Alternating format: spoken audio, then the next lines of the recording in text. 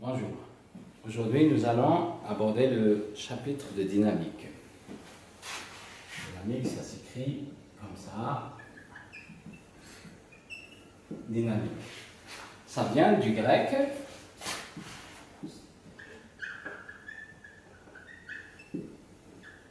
Dynamis qui veut dire force. Maintenant, nous allons essayer de comprendre ce que c'est et qu'est-ce que ça traite. Alors, la dynamique, c'est l'étude du mouvement en s'intéressant aux causes du mouvement.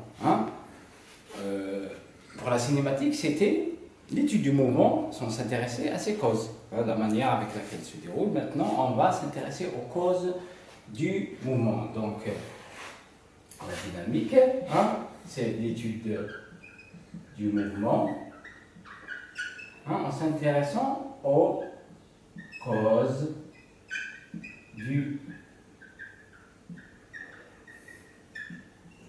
mouvement. Parfait. Maintenant, supposons qu'on lâche un objet qui est tout en mouvement. Au bout d'un certain temps, on remarque qu'il s'arrête. On lâche cet objet-là. Il continue, on remarque qu'il continue à se déplacer, à bouger, quand il est en mouvement, mais au bout d'un certain temps, il va s'arrêter. Ça veut dire quoi? Qu'il y a quelque chose de spécial qui se passe. Intuitivement maintenant, avec les connaissances que vous avez déjà acquises, vous allez dire qu'il y a des forces de frottement. D'accord? Mais là, nous imaginons que nous ne savons rien, donc on se dit qu'il y a quelque chose de spécial qui se produit. Très bien. Maintenant, je prends un objet. Cet objet-là, si je n'interviens pas, je n'interviens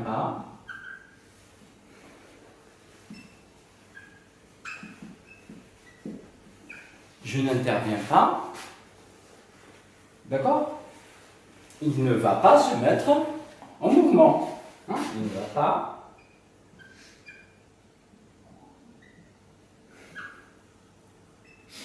se mettre en mouvement. Et tant que je n'interviens pas, rien ne se passe, il ne va pas se mettre en mouvement.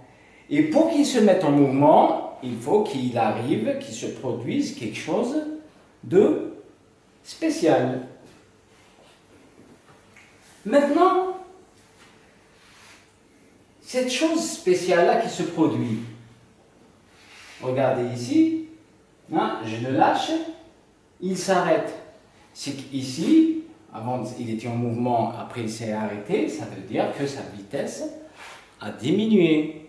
Donc on a une variation de la vitesse.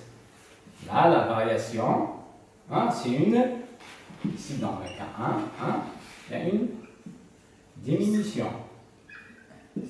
Maintenant, dans ce cas-là, pour que ça bouge, pour que ça se mette en mouvement, il faut qu'il se produise quelque chose de spécial. Et lorsqu'il se produit, je vais avoir une vitesse. Donc, à partir d'une vitesse nulle, en aboutissant à une vitesse qui n'est pas nulle, donc qui est supérieure, donc je vais avoir dans ce cas-là, je vais avoir une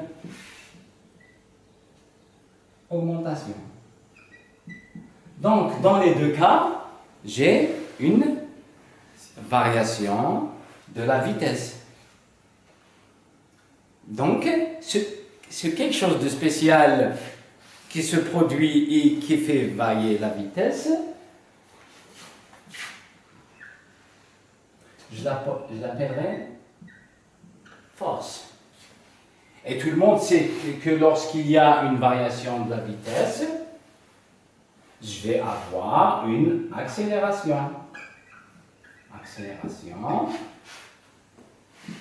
non nul.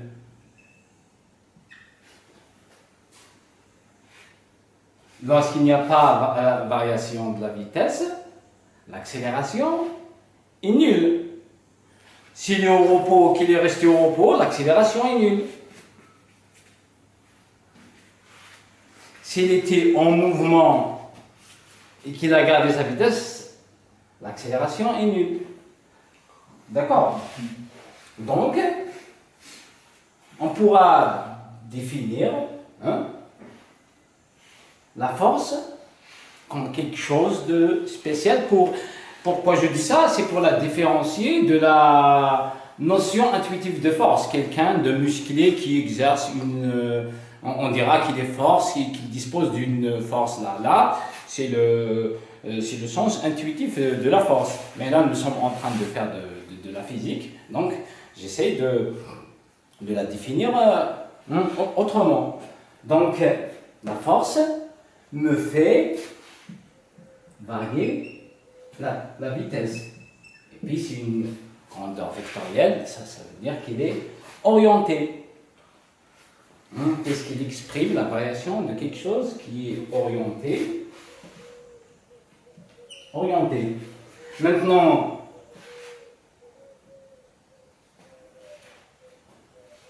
dans la relation de Newton, qu'on appelle relation fondamentale de la dynamique, il y a l'intervention d'un paramètre, d'une autre grandeur physique qu'on appelle la masse, sur laquelle on va revenir après. D'accord? Donc, lorsque la vitesse ne change pas, d'accord, j'aurai soit un mouvement uniforme, soit une immobilité. Et ça correspond au principe qu'on appelle principe d'inertie. Dans la dynamique, on définit les trois lois qu'on appelle les trois lois de Newton. D'accord?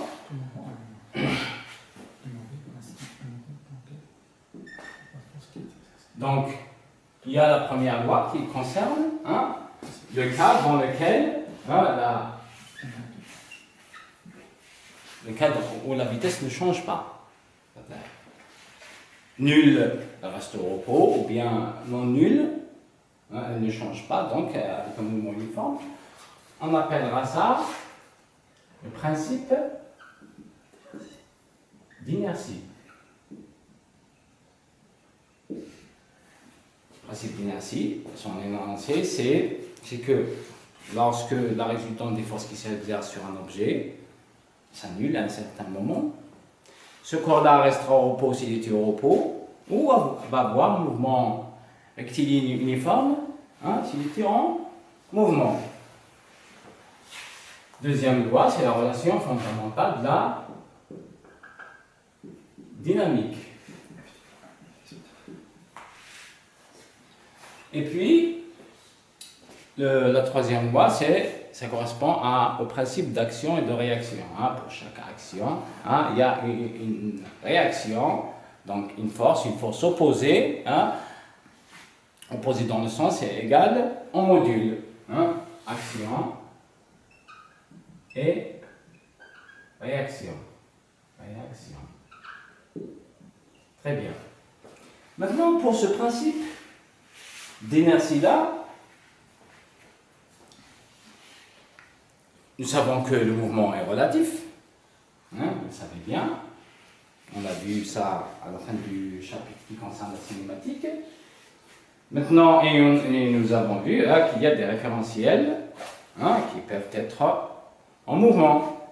Donc, un référentiel fixe ou en mouvement rectiligne uniforme s'appellera référentiel d'inertie. Donc, c'est un référentiel à une vitesse qui est nulle, une vitesse qui est constante. On dira que c'est un référentiel d'inertie.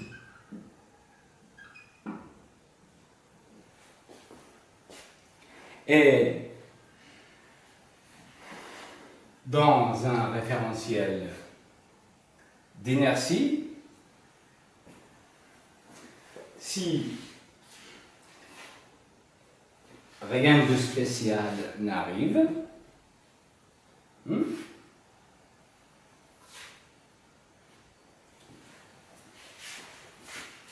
les lois référentielles d'inertie, les lois de la physique, puisque c'est le mouvement relatif, on dira que les lois de la physique sont les mêmes dans un référentiel d'inertie, dans tous les référentiels d'inertie, celui-là ou un autre. D'accord? Donc, un référentiel d'inertie, c'est un référentiel qui se déplace à une vitesse constante ou qui est supposé fixe. Maintenant, pour la seconde loi de Newton, c'est en réalité c'est comme une définition de la force. Vous voyez bien que la force est égale, et le paramètre masse, et puis la variation de la vitesse par rapport au temps. Si elle ne varie pas, donc c'est qu'il n'y a pas de force. D'accord? Maintenant, regardons le paramètre m. Vous savez bien que pour mettre en mouvement un objet massif, il faut exercer intuitivement une force plus grande. Un objet moins massif et une force de moindre importance. Donc, par rapport à la force, cette notion de masse-là, disons qu'elle est aussi importante pour définir la force. Donc, je préférerais définir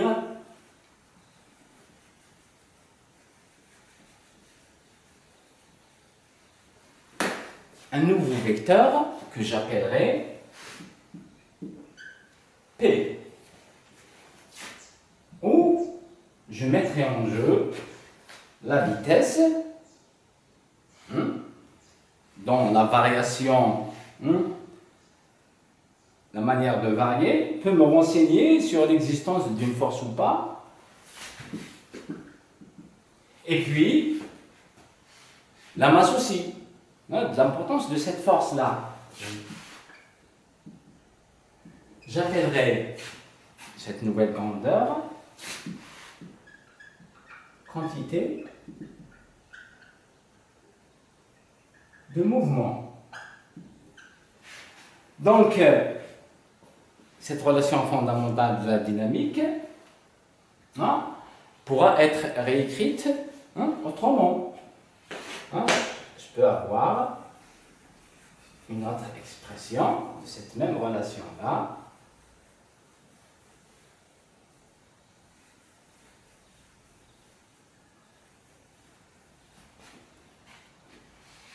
Regardez, j'ai ici P qui est égal à M. Je vais mettre un point pour ne pas confondre avec le produit vectoriel M fois V. Maintenant, si j'ai une variation de P, comme j'ai ici un produit, je pourrais mettre ici dmV. Il est possible que ça se produise. Je vous l'explique. Ou M dV, dm sur dt, dV sur dt. Un truc pareil peut se produire, par exemple, lors de lancement d'une fusée, par exemple. Au départ, nous avons une quantité de carburant. Si la fusée monte, disons, d'une centaine de mètres, on aura une masse moindre, n'est-ce pas? Puisqu'une partie du carburant, on a consommé pour monter. Donc, j'aurai une variation de la masse. Mais pratiquement, dans les exercices que vous allez traiter, dans la majorité écrasante des exercices, hein, vous n'allez pas traiter des problèmes où la masse varie. Mais il se peut que vous rencontriez des problèmes pareils. Donc, pour revenir à ça, à la relation habituelle que vous connaissez, ici, c'est comme si on a supposé que la masse ne varie pas. Donc, regardez ici, c'est comme si j'avais ici, regardez ça et ça. Ça, c'est dp sur dt. dp sur dt est égal à f. Donc, je dirais aussi, maintenant, pour définir physiquement, bien sûr, pas d'une manière vulgaire, la force, c'est que c'est comme le taux de variation de la quantité du mouvement. C'est-à-dire, en physique, lorsque je parle de l'existence d'une force, c'est lorsqu'il y a variation de la vitesse accompagnée de la présence d'une masse. D'accord? Maintenant, si vous regardez bien, nous sommes dans un cas inertiel, donc F égale à 0. Un cas où la somme des forces s'annule. Alors, j'écris comme ça F, c'est une sorte de résultant de toutes les forces qui agissent. Donc, si F est égal à 0, ça veut dire que dp sur dt égale à 0, n'est-ce pas? Ça veut dire que le vecteur P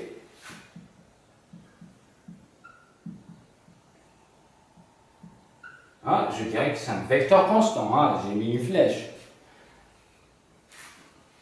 Alors, retenez ça bien, P est une grandeur vectorielle. Si P reste constant, ça veut dire que c'est le vecteur qui se conserve. D'accord? Supposons maintenant que je jette un explosif, par exemple, vers le haut, et au moment où cet explosif-là s'arrête avant de redescendre, là, il explose, et puis il se divise en 3 fragments.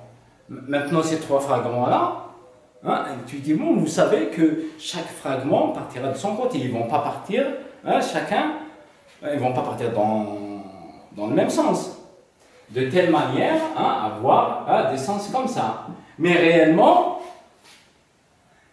c'est pour avoir la somme de ces 3 vecteurs-là égale à 0, parce qu'au moment où ça a explosé, nous avions une vitesse nulle, donc une quantité de mouvement nulle. Donc, un vecteur initial P qui est nul.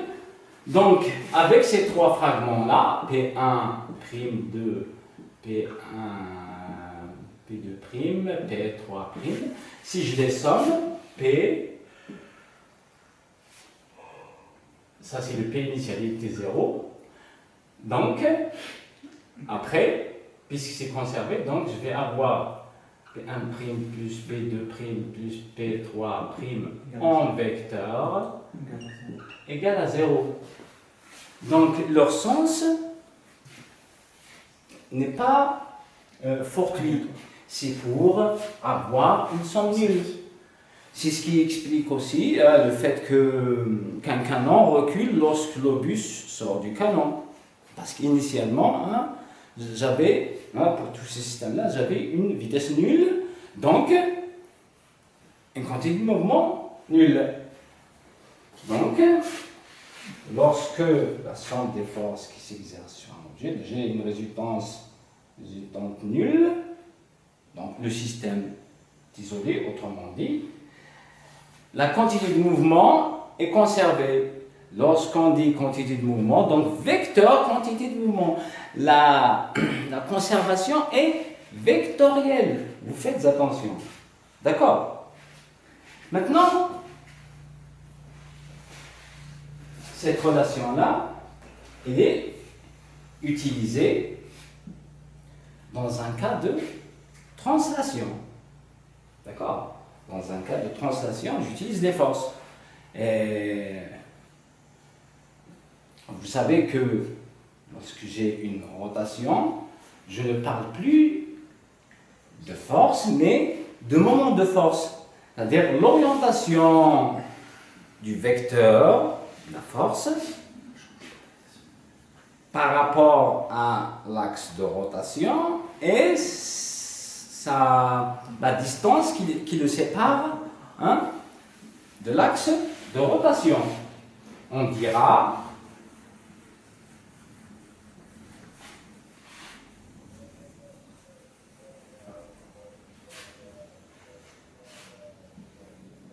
que le moment d'une force par rapport à un axe de rotation, disons un point qui est sur l'axe de rotation. Hein? J'ai un axe de rotation, j'ai un vecteur F, d'accord? Donc qui se trouve au point M, et voilà, et là, je prends la distance, donc je dois avoir un truc vertical ici, donc voilà, O. Donc le moment de ce vecteur-là par rapport à O est égal à quoi? À OM,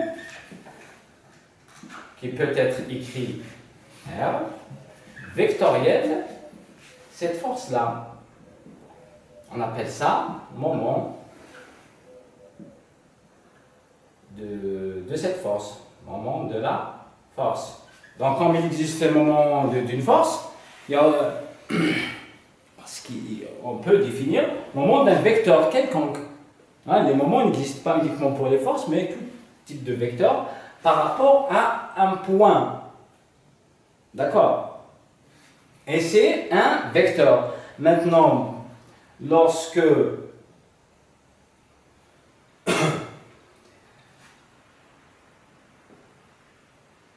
je définis un vecteur unitaire, hein, qui me définit l'orientation, la direction de cet axe-là, je peux penser à une projection du moment, hein, de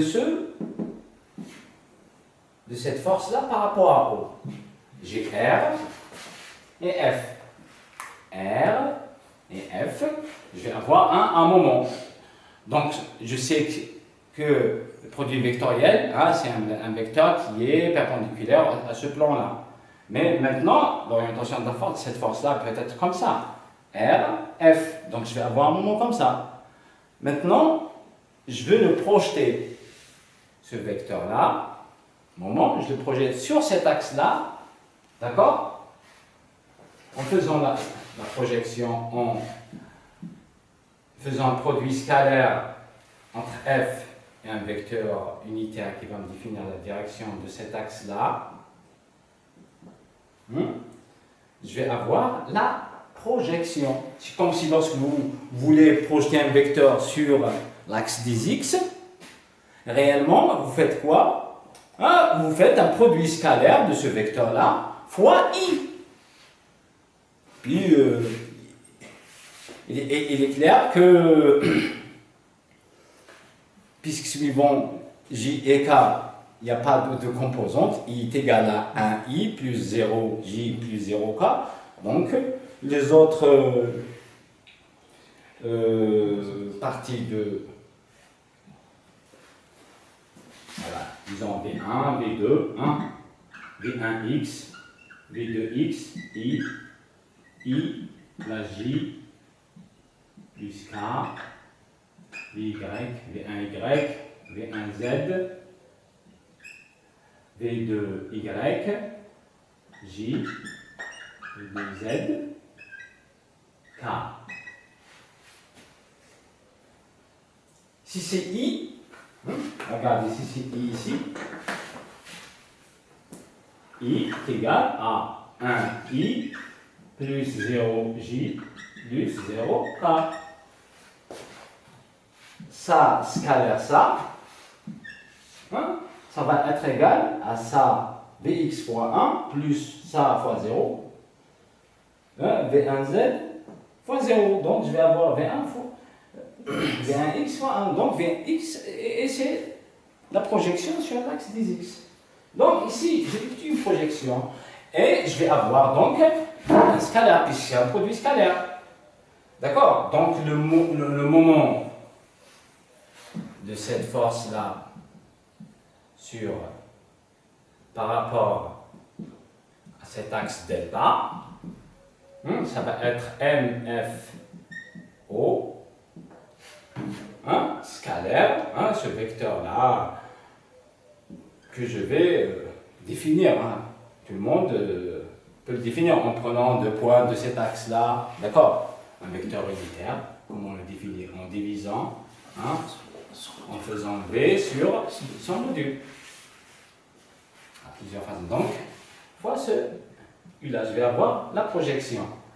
Donc, là, mouvement de translation, mouvement de rotation, je vais parler de R vectoriel F. R vectoriel F, c'est le moment de la force. Donc, pour avoir l'équivalent de la rotation fondamentale dynamique dans le cas d'une rotation, je vais essayer d'appliquer ça. Bon, j'ai la deuxième formule qui s'écrit comme ça. Donc, maintenant, je dois créer l'équivalent de la quantité du mouvement dans un mouvement de rotation. Donc, je parle de moment. J'aurai besoin du mot moment, puisqu'il y a une rotation. Maintenant, quantité de mouvement, donc c'est par rapport au mouvement. Et puis, cherchons les adjectifs qui correspondent au mouvement. Donc, on connaît la discipline qui s'appelle la cinématique, mais on dira cinétique. Donc, c'est un moment cinétique. Ça serait moche si nous avions appelé ça moment de la quantité de mouvement. Donc, on appellera moment cinétique. C'est le moment de la quantité de mouvement. Et le moment de la quantité de mouvement, on pourra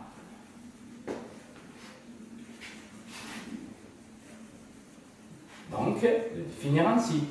Ça sera un R vectoriel P. Et je le montrerai L. Donc, le moment cinétique, c'est ce qui correspond à la quantité de mouvement dans un mouvement de rotation. C'est égal à R fois P.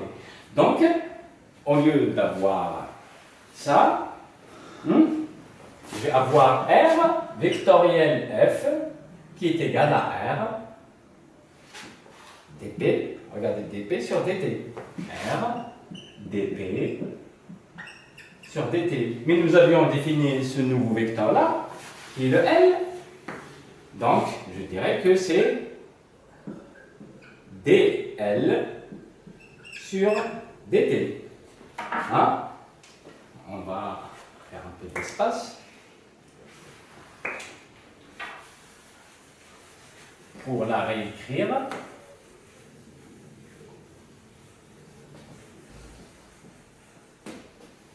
Donc, R vectoriel F est égal à R, voilà, on va dp sur dt, égal à R vectoriel L, mince, dl sur dt,